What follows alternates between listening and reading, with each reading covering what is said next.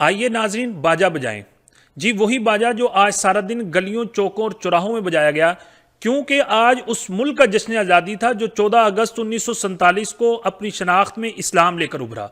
جس کی قرارداد کا مسودہ علامہ شبیر احمد عثمانی نے لکھا، جس کا خواب علامہ محمد اقبال نے دیکھا اور جس کا مقدمہ قائد اعظم محمد علی جناح نے لڑا.